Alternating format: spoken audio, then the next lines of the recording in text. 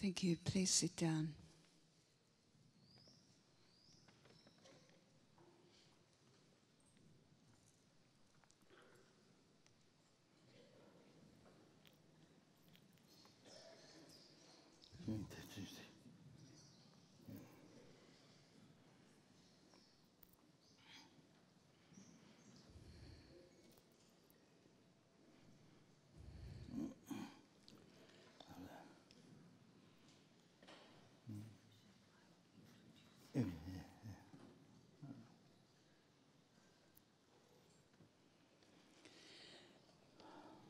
Good morning, everyone, and welcome to the Great Stupa of Universal Compassion.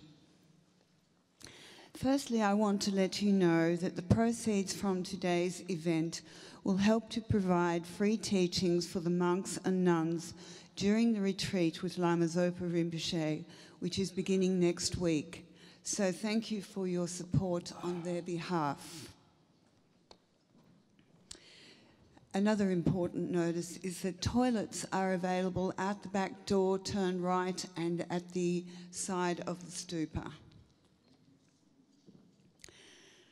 Lama Thupten Zopa Rinpoche is a Tibetan Buddhist scholar and teacher who for 30 years has overseen the spiritual activities of the extensive network of around 160 centres, projects and services in 36 countries worldwide, which comprise the foundation for the preservation of the Mahayana tradition, otherwise known as FPMT. Sorry, actually, just before I go on, I remembered that I should tell you that the frequencies to get the translation on your radios are shown on the screen when you need them, and if you need earphones, you can get them from the AV at the back. And please remember to return them at the end of the talk. Thank you. So Rinpoche was born in 1946 in Thami, Nepal, and was very early on recognised as the reincarnation of the great yogi Kunsang Yeshe. At 10 years old, he went to Tibet and studied and meditated at Domo Geshe Rinpoche's monastery until the Chinese occupation of Tibet in 1959 forced him to leave Tibet for the safety of Bhutan. He then went to the Tibetan refugee camp at Buxadar in India, where he met Lama Yeshe, who became his closest teacher.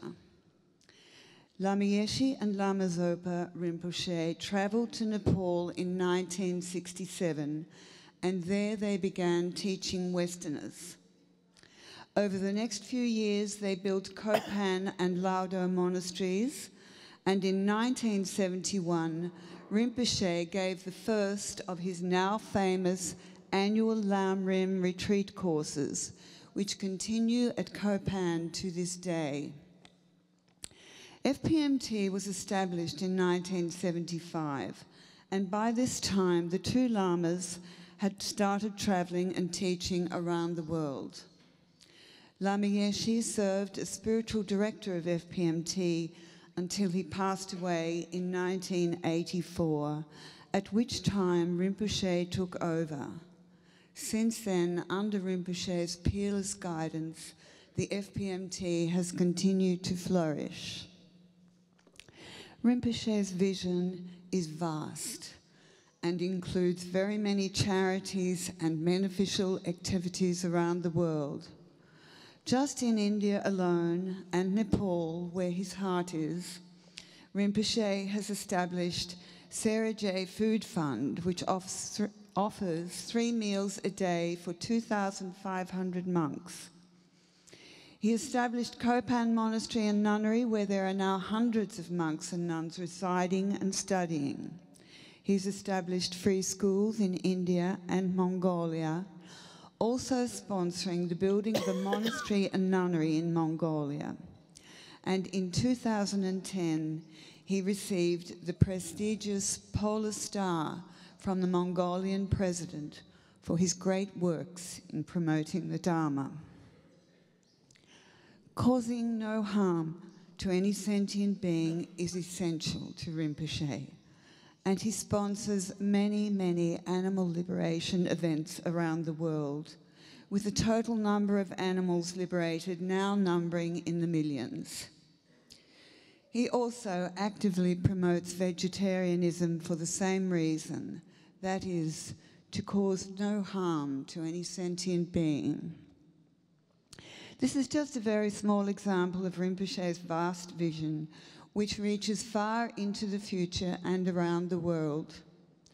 Further information on Rinpoche's activities can be found on the FPMT website.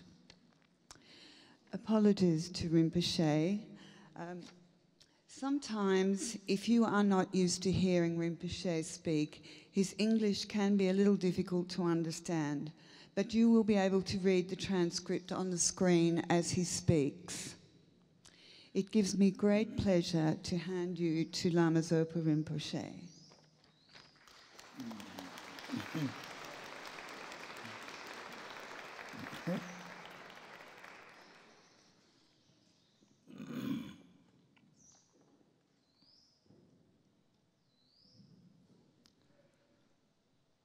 First, I must apologize. Some people believe I'm a scholar, but I'm not a scholar. If I'm a scholar, all the flies, mosquitoes, everybody will become a scholar. Mosquitoes, flies, bees, cats, dogs, so everybody will become a scholar.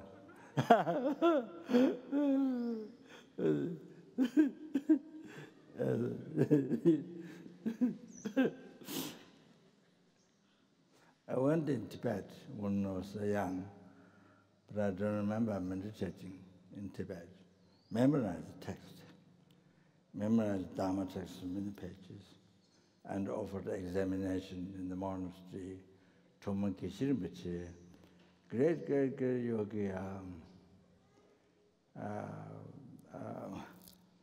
the professor of Germany, Lama Govinda, he met Thoman Geshe Rinpoche in Tibet, Yatron. It's near Sikkim. You cross Sikkim, then just there, Thomo. So, like that. Yeah.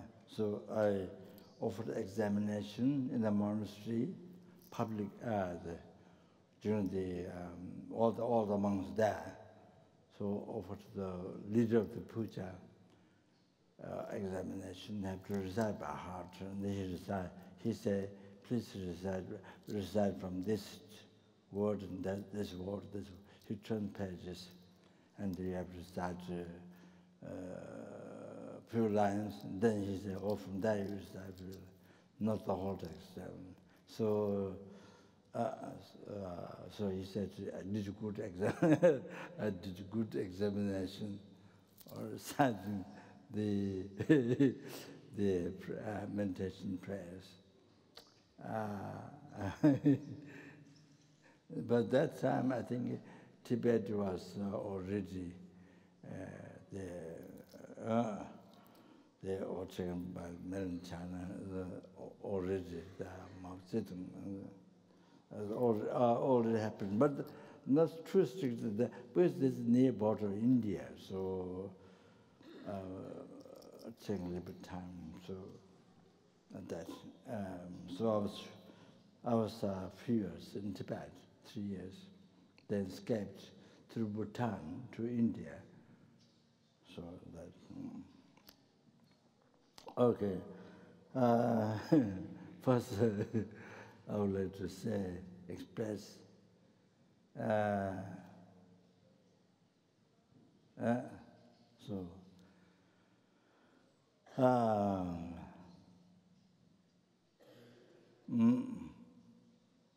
so many millions, billions, thanks from my heart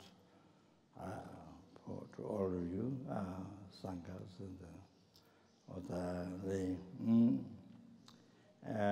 seeking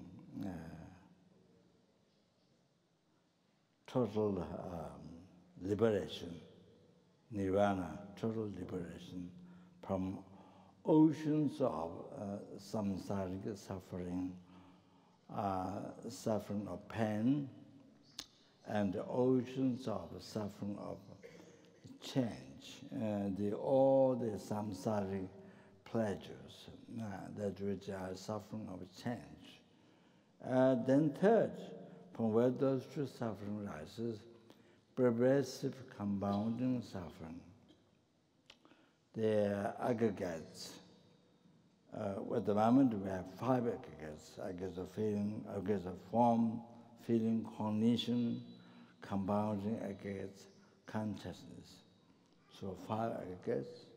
So at the moment we have, being under the control of the disturbing thought obscuration. And its action in Sanskrit is called karma, its action. So that's why our aggregates is pervaded by suffering, nature of suffering. And second, it is a contaminated seed of disturbing thoughts. This is contaminated. We haven't,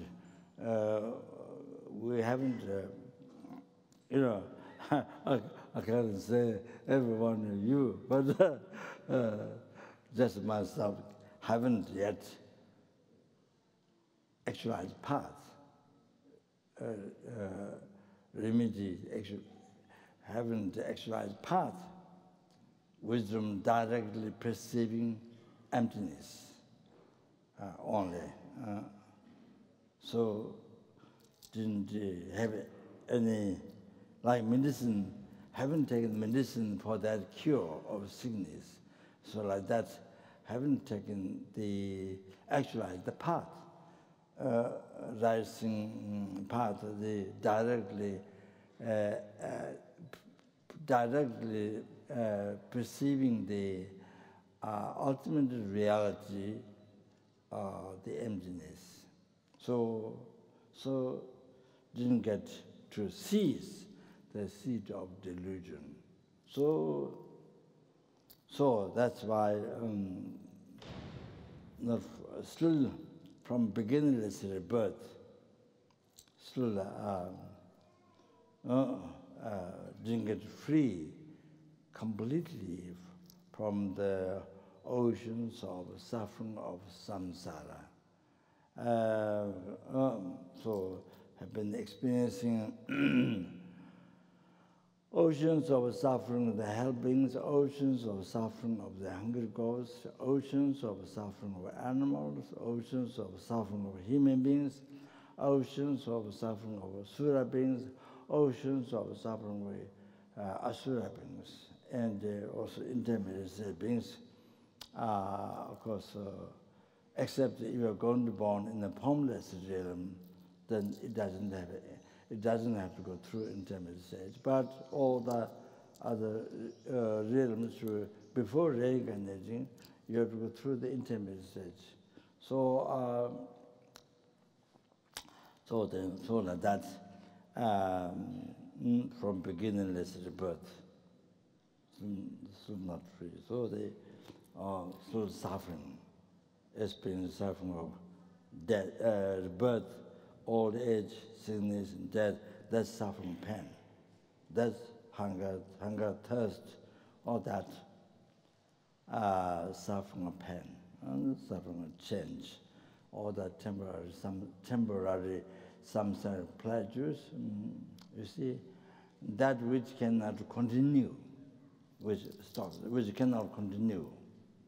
Not only that cannot continue, but Dharma happiness, through Dharma practice, Dharma happiness can be continued.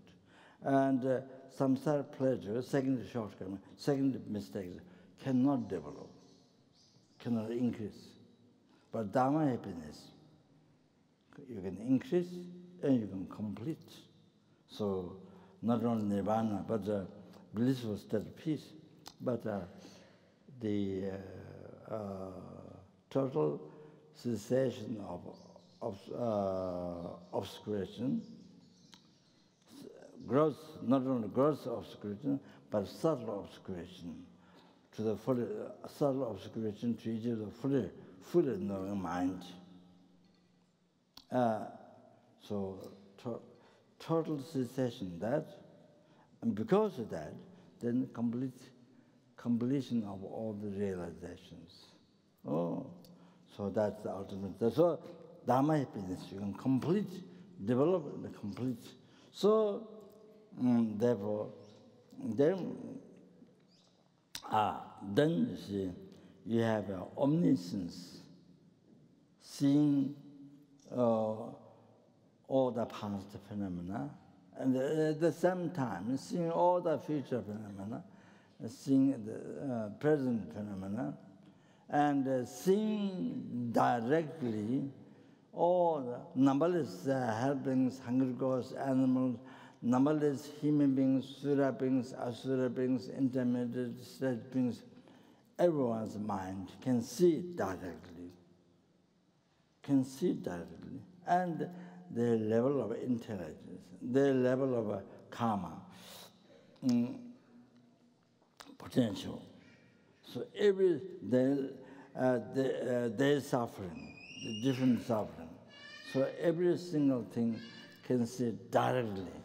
And then can see directly every single method to reveal to them, that fits exactly to them, then to lead to the ultimate happiness, liberation from samsara, and then to lead to the full enlightenment, or the Buddhahood, the total obscuration, cessation of obscuration, the subtle obscuration, and the completion of all the realizations, the peerless happiness. So, you see all the methods, all the different level methods to guide even one sentient being from the lower realms to the full Buddhahood. No, directly perceive every single method to even to guide one sentient being from life to life. So they're like that, numberless sentient beings. How to bring there, so including us. So like that, then comes the infinite compassion, not only omniscience, but infinite compassion towards numberless sentient beings, including us. So numberless Buddhas, they have infinite compassion to us. So you don't have to feel lonely. Many people feel lonely, or people don't love me, they don't like me, they don't love me, nobody loves me. And many people feel like that in the West. So doesn't have to feel that if you know numberless Buddhas has infinite compassion to you, they love you. Numberless Bodhisattvas, they love you. They're numberless. So not only one Buddha, Bodhisattva, they're numberless beings. They take care of you, they love you the most.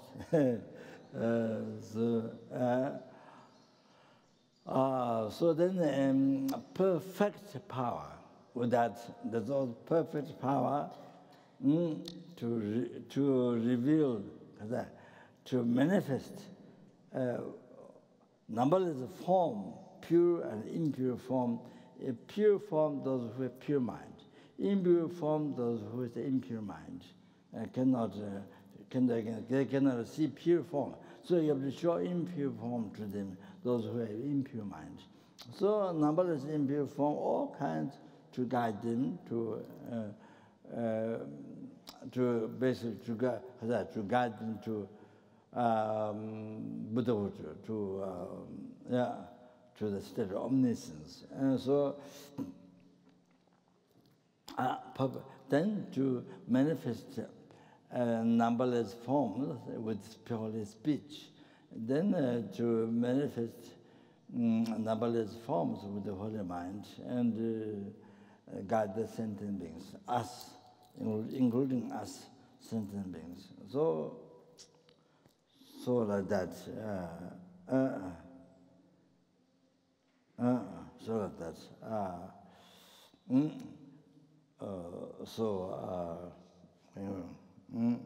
I forgot my talk. That happens.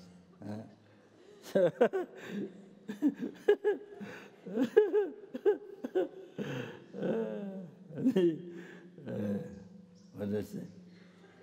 Huh? What? Huh? Okay, you don't.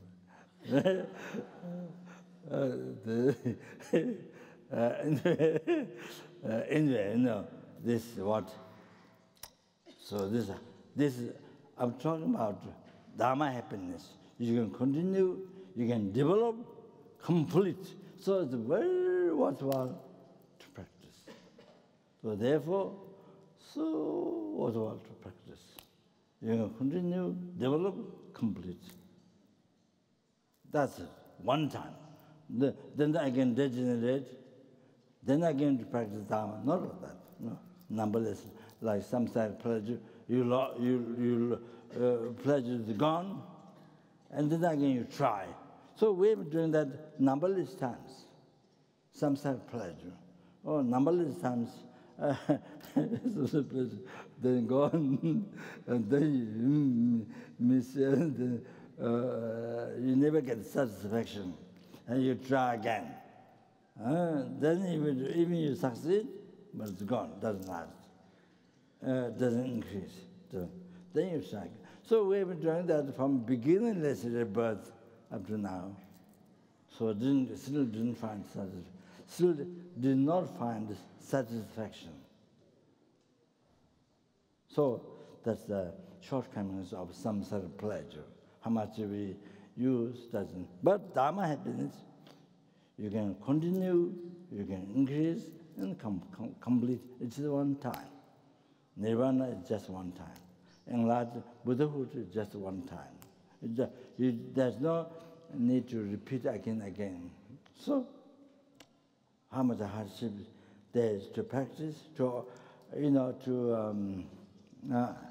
overcome delusion, cause of suffering, delusion, and its action karma, cause of suffering, to overcome, which causes us suffering, all that suffering, to overcome that. What is even if we have to bear hardships, it's so worthwhile. Depending what happiness we can achieve. The ultimate happiness, blissful state of peace for oneself. Nirvana, forever. Not just a few weeks, a few hours, few weeks, few months, and then despair. No, it's forever. Once you achieve, it's forever. Then, of course, Buddhahood, this is omniscience, fearless happiness forever. Then able to be perfect guide to the sentient beings. Without slightest mistake, benefit others, numberless sentient beings, without slightest mistakes, perfect guidance. Up to the state of omniscient mind, Buddhahood. Perfect guidance, without slightest mistake, helping the sentient beings. So that the sentient beings are numberless. You are one. Sentient beings are numberless. In each realm, the sentient beings, hell, hunger gods, animals, human beings, suras, asuras, in the meditation, even scientifically mentioned numberless universe. And also Buddha mentioned the numberless universe. So the numberless human beings, numberless sura beings, asura beings, so that, so you see, to free them from oceans of samsara sufferings and bring them to the peerless happiness, full enlightenment, or there's the Buddhahood. So the really, what can be more happiness you can have than that? That you can benefit to all the living beings, to all the suffering living beings you can help. You're a perfect guide. You know, what happiness, more happiness there is to achieve, to experience? There's nothing. So that's really, so that's why in our life, you know, Dharma, there's so many happiness, worldly pleasure, so many things. But Dharma happiness, most important. Dharma practice, most important. To actualize path to nirvana, path to enlightenment, is most important. So that. So to learn Dharma is most important. Especially in these days, while the world, so much, I mean, I guess even before, now the global problems, global warming, global problems, and country problems, so unbelievable, so many people, every day so many people get killed in different parts of the world, on the wars, there are many wars, and many people get killed, many also innocent people get killed, so therefore, so much problem in the world. Not only economic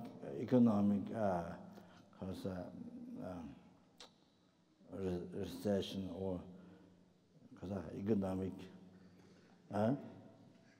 what? Recession. So not only that, unbelievable. So that makes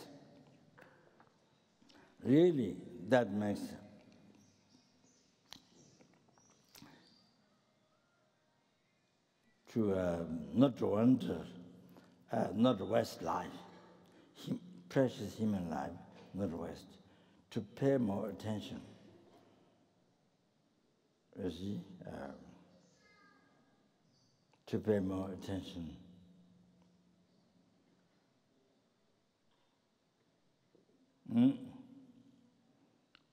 The inner science, inner knowledge, Dharma, inner science, inner knowledge,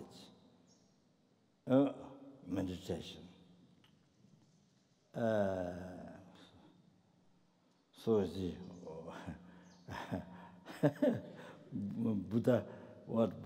what omniscient one has taught, actualized and taught to us sentient beings.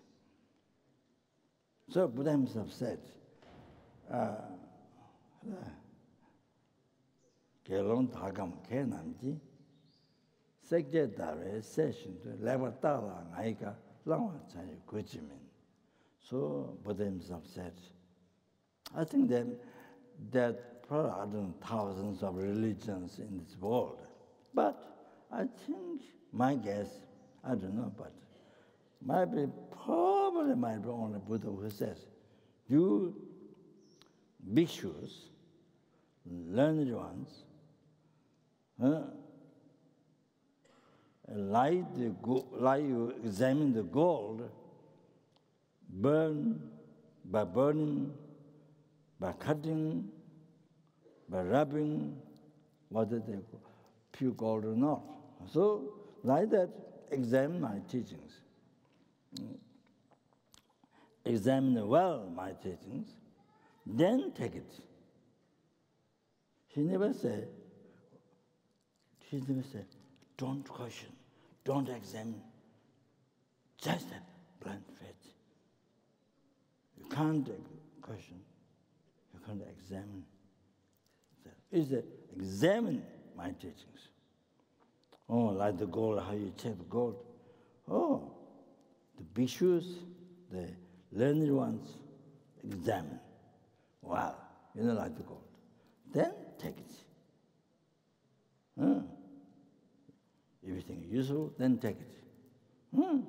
So he gave complete freedom to us, not forced. So that's even what Buddha has taught, even to Paul, that Buddha said like this. So all the ancient, the pandits from Nalanda, India, after Buddha, this monastery happened in Nalanda.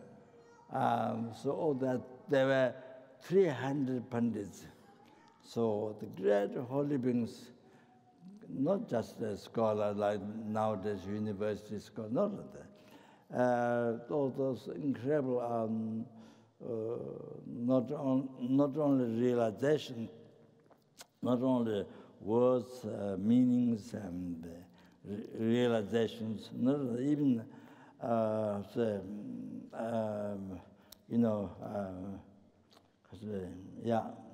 poet or all those things.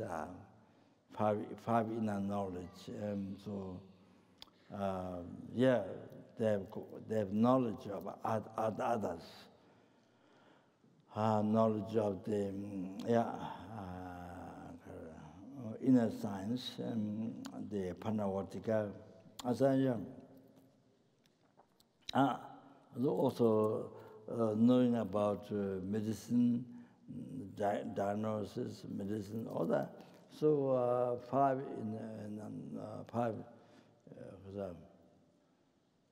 knowledge. So anyway, Pandits, they checked Buddha's teachings. They checked with the logic. How it's correct. They checked already. And the yogis, they practice actualized path, as Buddha did.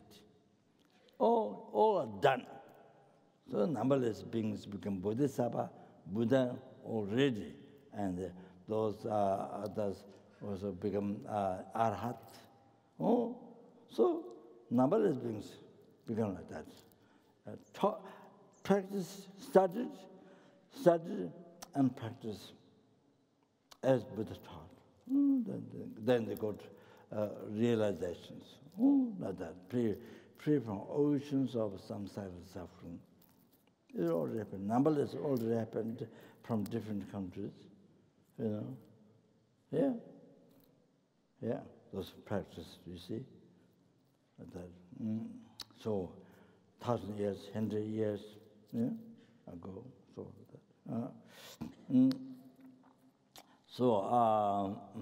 I heard that the Buddhism in Vietnam came from China. So His Holiness often say Buddhism came to China, from China, from India to China, and so that, and then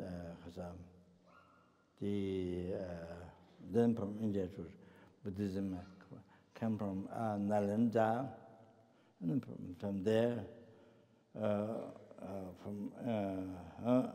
from Nalanda, the Buddha's teaching, then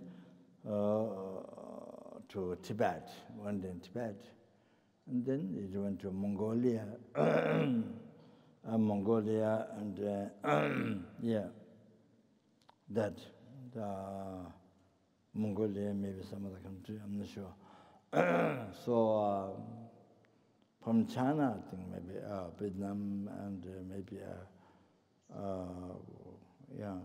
some other countries. So that.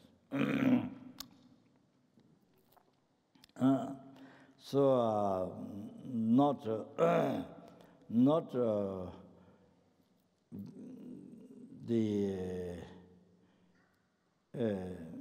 what Buddha has taught, 84,000 teachings, comes in three.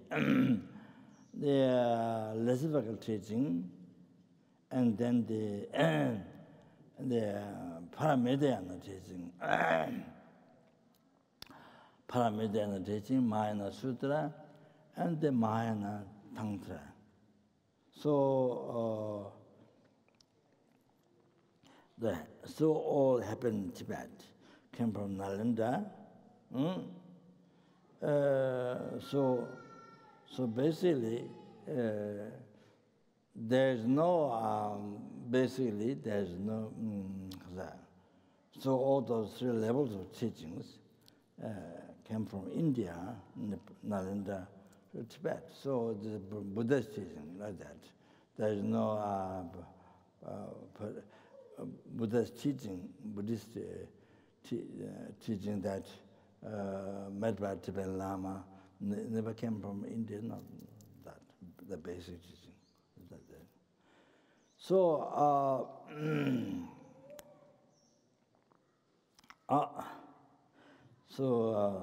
yeah. So this, so what I would like to say is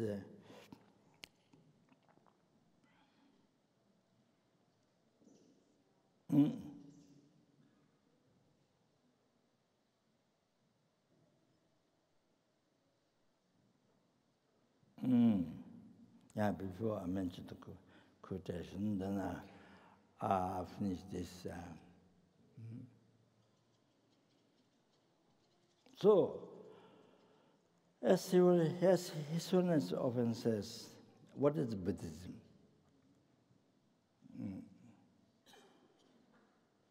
Though general symbol is the view of Buddhism is the view of the Buddhism is a dependent arising. There's a gross dependent arising, dependent cause condition, but there's subtle dependent arising. There's 4 schools happened in India. The Babashka school, Swatantra school, the Mandwana school, then Madhyamika school, 4. Madhyamika school has 2 schools, so Tantrika school and Prasangika school. So the Prasangika school's dependent arising is subtle one. So that includes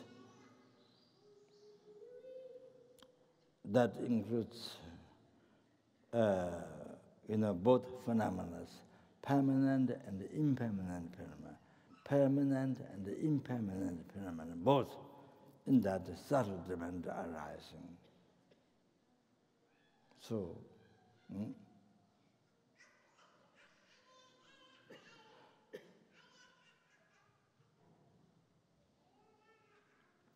why I, action, object, why hell, enlightenment, samsara, nirvana, happiness, natural life, happiness problem exist. Why I exist, you exist, we exist, they exist, all that.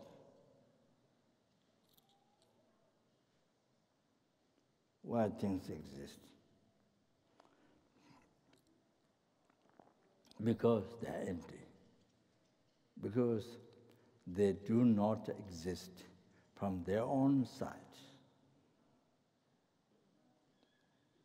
It appears to our hallucinated mind, doesn't appear to Buddha's holy mind in that way. Because Buddha is free from hallucinated mind, from the delusions, not only that, even the imprint of the delusions. Buddha is free, totally free. Buddha has ceased completely the imprint of the delusions, the ignorance, holding I and the action object as real, truly existent. So while they're not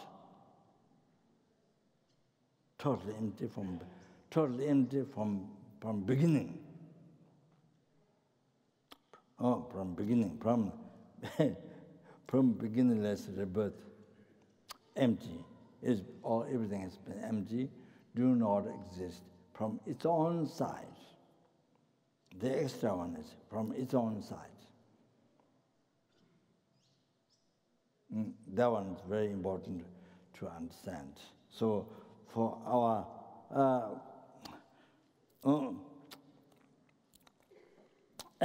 we for sentient beings, who are Arya beings, in the ego meditation on emptiness, and they don't have on the seeing emptiness, do not have dual view, do not have the truly existent appearance. Things existing from its own side. Things exist by itself. Or things real. The real means a common word, ordinary word we use is real. But in the philosophical term, existing from its own side, existing by itself, truly existing. So common words what we use as real means existing from its own side, not merely labeled by the mind. So what I'm saying, because everything is empty, because everything is empty of existing from its own side. So, and everything, so because of that, everything exists in the man name. Exists in the man name. Everything functions in the man name. Birth, existing, cessation. So, everything functions in the man name. So that's the reality, but for our hallucinated mind, everything appears real one, existing from its own side. And the biggest problem is you see, you dream nighttime having wedding, you become president of the Australia, having wedding,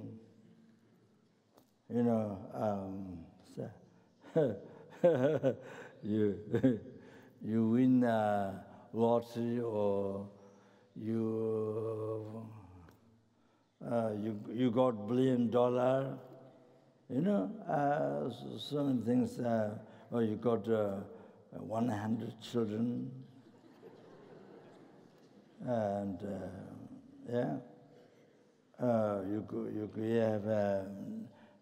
you have a house, big palace made of diamond, in a dream.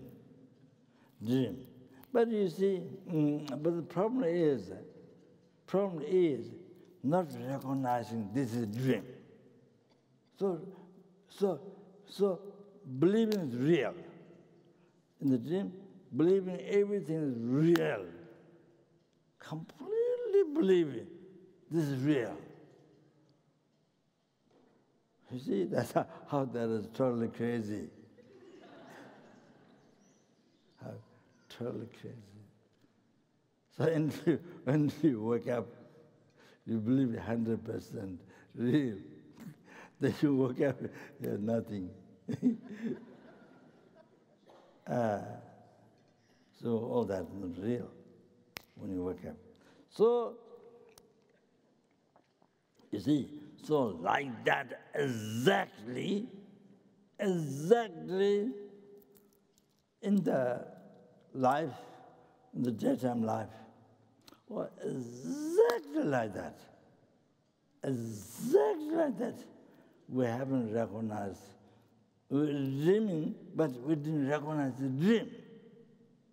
If you recognize dream is dream, then so it's a mind is great peace. You know, you only recognize dream is dream, things doesn't bother you. Somebody says some bad things, somebody says somebody criticizes you, doesn't bother you, doesn't disturb you. Somebody praise so much praise you, so good, you're so lovely, you're so you're so wise, or so lovely, or so beautiful, whatever they say, it doesn't affect you. It doesn't raise attachment to you, grasping the object of attachment. The person grasping doesn't rise. And getting angry to this person doesn't rise. Just to harm, to kill doesn't rise. Also, it's when you recognize dream, it doesn't bother you. It's when my mind is great peace. So whatever happens, it doesn't bother. And also sometimes in the dream, when you recognize the dream, you see some sharp things you want to experiment, whether it goes inside or not. You want to get pain or not. It doesn't have pain. You see, you try like this, but it doesn't have pain. When you recognize the dream is dream, you try like this, it doesn't affect you. So you see, so there are many meditators who actualize path, who realize the empty shunyata, emptiness, and those who practice 6 yogas, narpa, so forth, tantric realization. So, even that sutra, practice Dharma in the dream. So, with the recognition of dream, then you practice Dharma. Or maybe also able to control the mind easier in the dream. So that's so. Anyway, I'll finish the talk. So everything exists because everything empty, existing from their own side. Because everything exists in the mere name, merely labeled by the valid mind.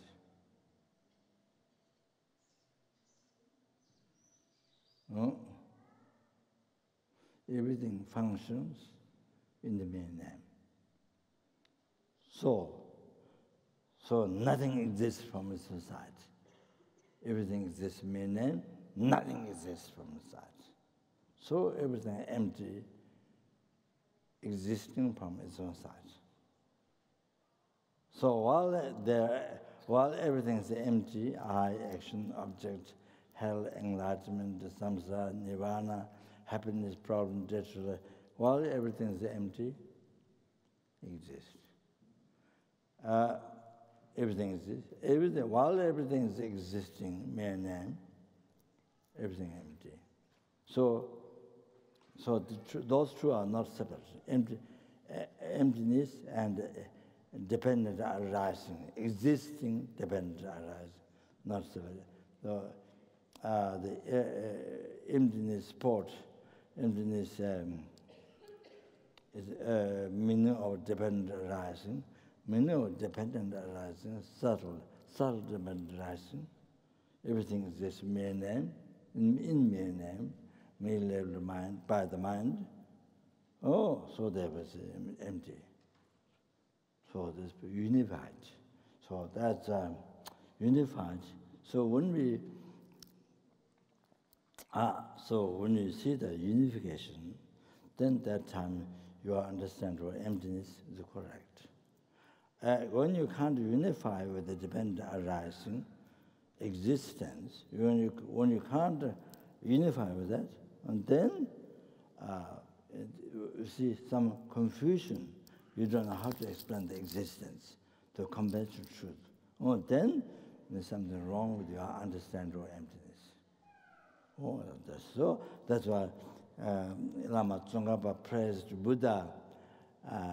Buddha having realized not only that, but guide us sentient beings, free us sentient beings from the oceans of samsara suffering, which have been suffering uncontrollably from beginningless birth. Then Buddha free us from the oceans of samsara suffering by revealing the dependent arising. So didn't say word emptiness, but it means that, but dependent arising. So then Buddha has taught to us. So numberless beings already liberated from samsara, oceans of samsara suffering, and achieve enlightenment. So Lama Tsongkhapa praised Buddha having taught dependent arising. Tenri Toba praised Buddha having realized and showing us dependent arising, subtle dependent arising. Oh, so which meaning everything is empty because of that. So, that's the best. That praise is the best praise to Buddha among the many praise. Okay, so 12. So I mentioned this. Yeah, I think maybe I stop. Yeah, it's only 12. 12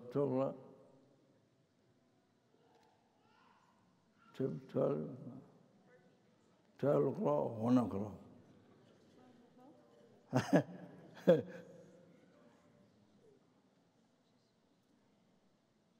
Yeah. Could be 12:30, perhaps. We're coming back at 1:30. Do you want to have 1 hour off or 1.5 hours? Can you talk for another half an hour, Rinpoche? I'm hungry. Oh.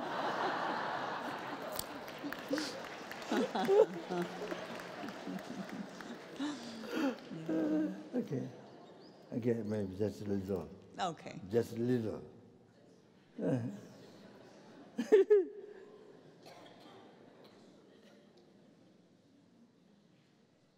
So, though His Holiness often what's Buddhism, what is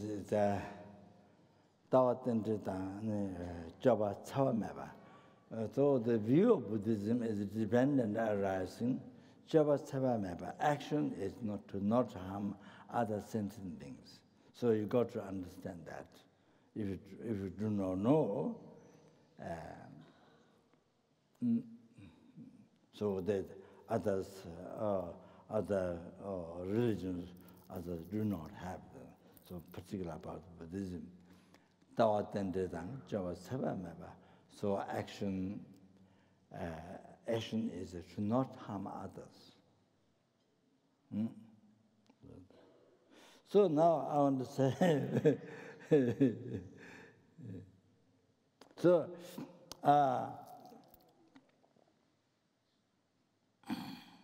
so here, Kadamba Geshe Jengwa, those followers of Lama Atisha from Nalanda, who was invited, Dharma king of Tibet, Lama Issue. So, followers of the Lama Atisha, Lama Atisha tradition, they are, the continuity of the teaching.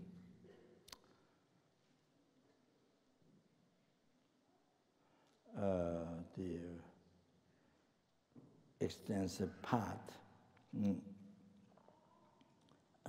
the wisdom, the path to enlightenment, the wisdom,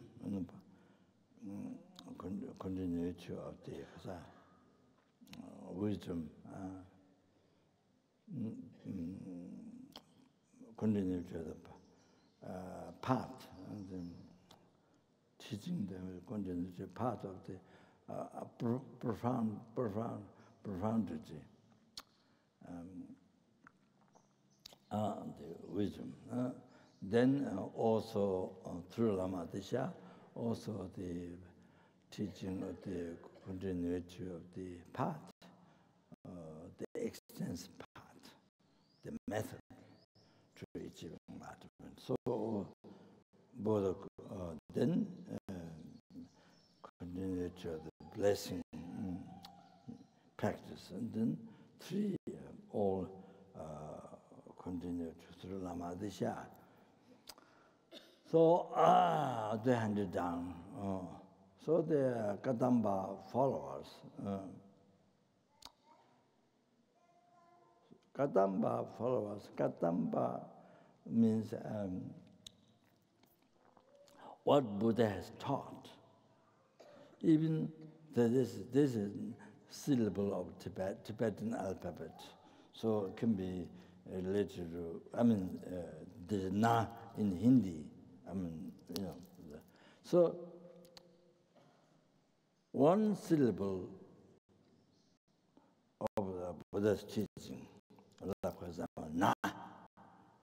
For Kadamba Geshes, even that one syllable, they can see it appears to them as practice.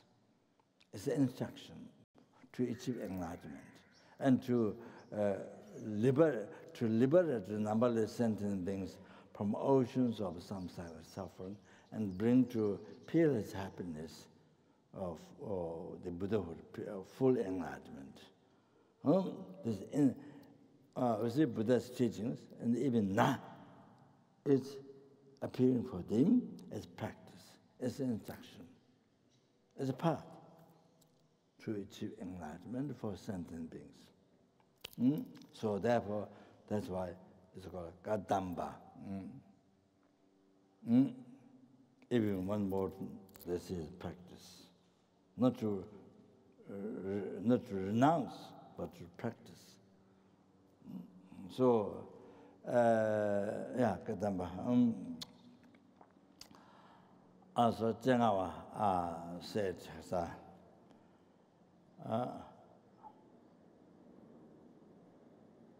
so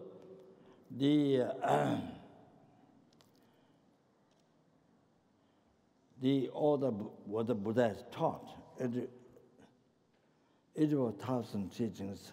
What majority of teaching was Buddha has taught comes in the because the three different levels of mind of the sentient beings. All the sentient beings all don't have same level of mind. Even for example, as in the shop, you go to a shop to buy clothing. There's children clothes, baby clothes, and children, and then elderly, then old people's clothes. There's a dress, pants and jackets, all the different size. And all the different sizes. You need that. So it helps everybody children, baby, old people. So you see, you need that. Because the different size of body, everybody don't have the same body, same size of body. Also, some very fat, some very skinny. There's all kinds of. So you need to dress also like that. So, example, shoes, so many different sizes. So anyway, so that's the physical part, not the mental part. You see? So, for example, food, then you see, it's a big hotel. Then so many varieties, because people like all kinds of, all the different, somebody like this food, somebody doesn't like this food, or there's all kinds. Food, so many different food there's need. So anyway, you see like this. So therefore, therefore,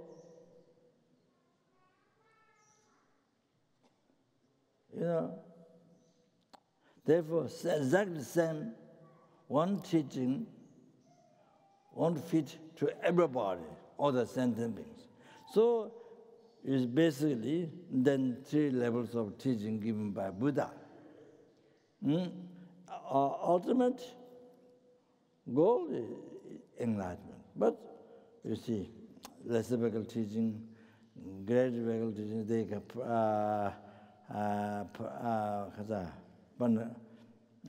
Paramitayana, the Mahayana Sutra, Mahayana Tantra.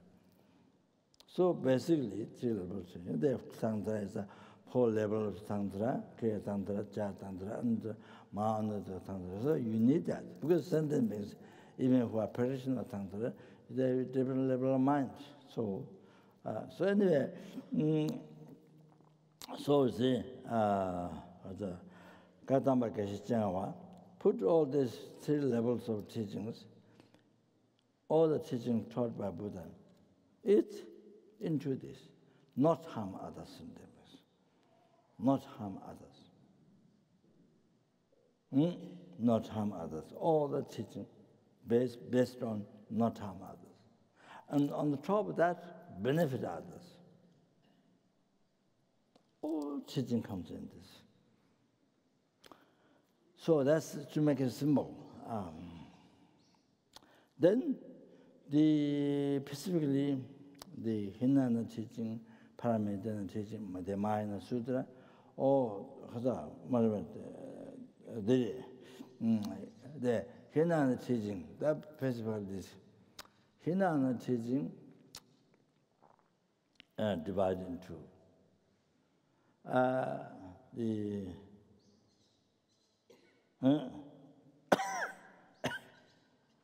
so it's like this. So those 3 levels of teaching, embodied into symbol, mainly to subdue the mind, into Lamrim, the graduate path to enlightenment. All are embodied into Lamrim by Lama Disha. Lama Disha came in Tibet, and then the king's nephew, Changzhu, king himself went to look for gold to my offering Lama Disha 2nd time.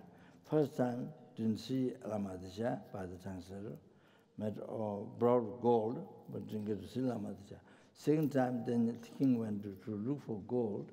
Then the irreligious king captured the Dharma king of Tibet and put in prison. So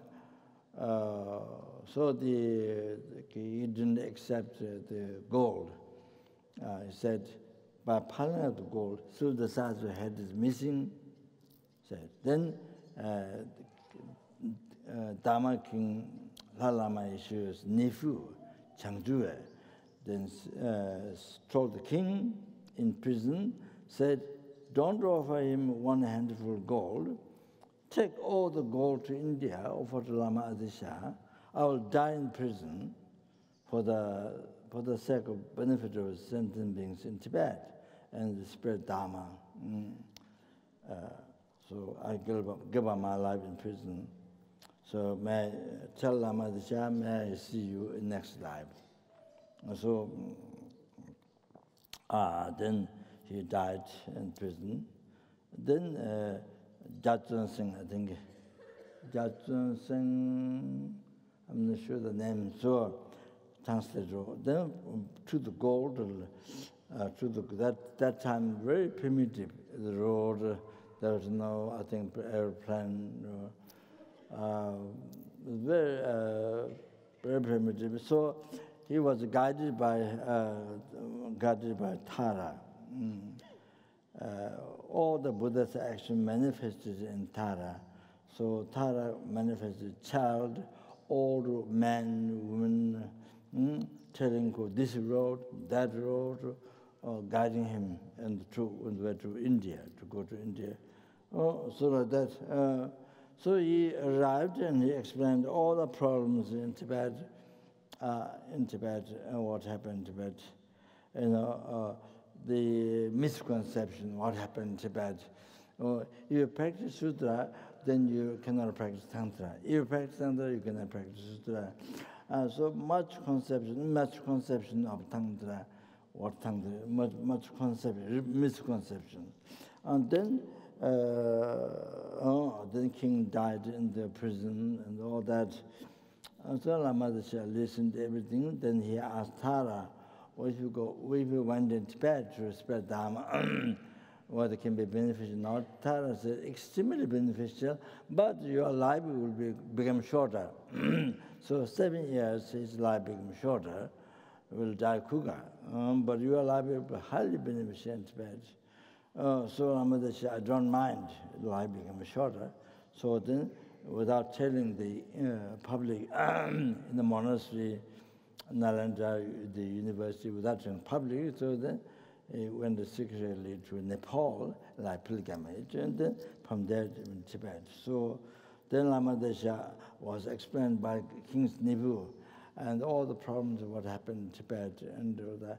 Then Lama Desha wrote this, integrated the 3 levels of Buddha's teachings into few number of pages, few pages, and it's called the lemma of the path to enlightenment. So then it was text was sent to India in Nalanda, printed to check. So they were so surprised, and otherwise that time, if the text has some mistakes, they tie the text on the dog's tail, and they take the dog around the city. Text tied on the tail. That time, they said they do like that. So they're so surprised. Then Lama Desha integrated all that into 3 pages, and then Lama the path to enlightenment, Lamrim, the graduate path to enlightenment, name start from that. So So graduate part of the lower capable being, graduate part of the middle capable being, graduate part of the higher capable being. So all the Buddha teaching coming, those 3 levels of teaching comes in 3. Important Lamrim, the graduate path to enlightenment. So now graduate path of the lower capable being, that one, so to not harm others. That goes instruction in that, to not harm others. Now, graduate part, the middle capable. That teaching also to not harm others, mainly, to not harm others. Now the teaching of the great capable being, that one is to benefit others. That one is to benefit others. So Lamrim is, you see, what Lama Desha wrote, the Buddha teaching comes down to not harm others and to benefit others. So you see, right view of Buddhism, dependent arising, and the action is to not harm others. So there is, so they include the Lama Desha's teaching. So everything is there included, you see, to not harm others and to benefit others. So thank you very much. Thank you so much, Rinpoche. Thank you. We should let you have some lunch now. Yes. So now getting over the stomach hunger.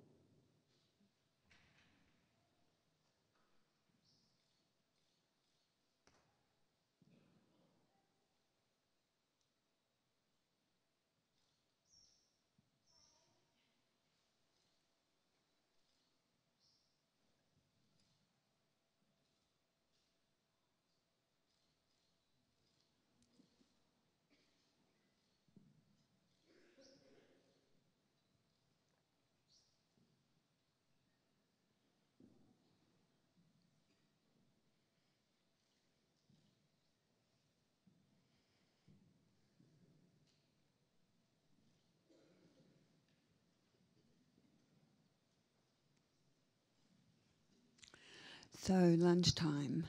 We'll resume at 1:30. Those people who've ordered lunch, their names will be on a list at the doorway to the dining tent. And if you haven't ordered and would like to have lunch, you can pay at the door, $10 for lunch. Thank you very much. I'll see you at 1:30.